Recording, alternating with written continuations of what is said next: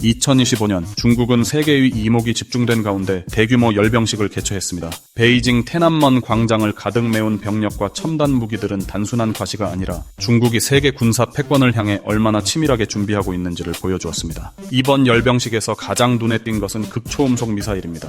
마하 10에 이르는 속도로 날아가는 이 무기는 기존 방어 체계를 무력화시킬 수 있다고 알려져 있습니다. 뿐만 아니라 차세대 스텔스 전투기와 인공지능 드론 부대가 공개되면서 중국군이 미래전, 특히 무인화 자동화 전쟁을 얼마나 빠르게 흡수하고 있는지 확인할 수 있었습니다. 이러한 무기들은 단순히 중국의 국력을 상징하는 것이 아닙니다. 바로 동북아시아 안보 지형을 근본적으로 뒤흔들 수 있는 실질적인 힘입니다. 바다와 하늘 그리고 사이버 공간까지 중국은 모든 영역에서 전력을 끌어올리며 강대국의 면모를 드러내고 있습니다. 그렇다면 대한민국의 입장은 어떨까요? 우리는 중국과 지정학적으로 가장 가까운 나라 중 하나입니다. 따라서 중국의 군사력 강화는 곧 우리 안보와 직결된 문제입니다. 중국이 남중국해와 대만 해협에서 보여주는 행동은 단순히 주변국의 문제가 아니라 우리의 해상교통로와 에너지 안보에도 직접적인 위협이 될 수 있습니다. 이번 열병식은 우리에게 분명한 메시지를 던지고 있습니다.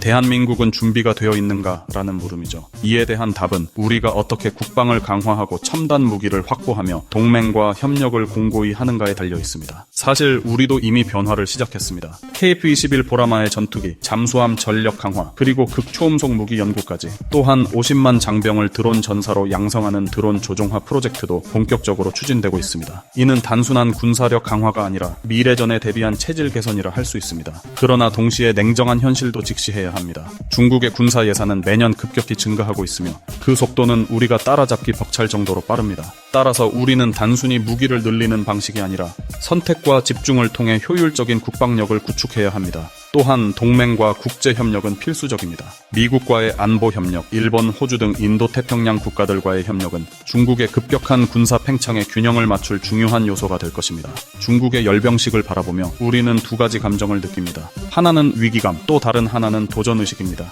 위기감은 우리에게 긴장을 늦추지 말라는 경고이고, 도전의식은 우리가 더 강해져야 한다는 자극입니다. 대한민국은 역사 속에서 수많은 위기를 이겨냈습니다. 그리고 이번에도 마찬가지입니다. 강한 국방, 첨단 기술, 그리고 굳건한 동맹을 바탕으로 우리는 어떠한 도전에도 흔들리지 않을 것입니다. 중국의 열병식은 단순한 행사가 아닙니다. 그것은 미래 전쟁의 방향을 보여주는 거대한 신호입니다. 그리고 그 신호는 분명히 우리에게 말하고 있습니다. 대한민국 준비하라. 우리는 그 메시지를 똑똑히 들었습니다.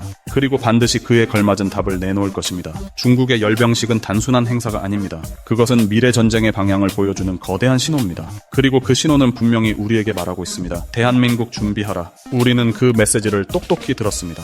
그리고 반드시 그에 걸맞는 답을 내놓을 것입니다. 강한 안보, 미래를 지키는 기술, 그리고 흔들림 없는 의지, 이것이 바로 대한민국의 길입니다. 우리의 선택과 준비는 단순히 오늘의 안보를 위한 것이 아닙니다. 바로 내일을 살아갈 세대, 우리의 자녀와 손주들이 안전하게 숨 쉴 수 있는 세상을 만들기 위한 길입니다. 강한 국방은 전쟁을 부르는 것이 아니라 전쟁을 막는 힘입니다. 그리고 흔들림 없는 안보는 국민 모두가 평화롭게 살아가는 토대가 됩니다. 중국의 열병식이 던진 도전은 크지만 그것을 이겨낼 우리의 자신감은 더 큽니다. 대한민국은 이미 수많은 위기를 넘어선 나라입니다. 우리는 다시 한번 기술과 의지, 그리고 국민의 단결된 힘으로 다가올 미래를 지켜낼 것입니다. 강한 대한민국, 준비된 대한민국, 그것이 바로 우리의 답입니다.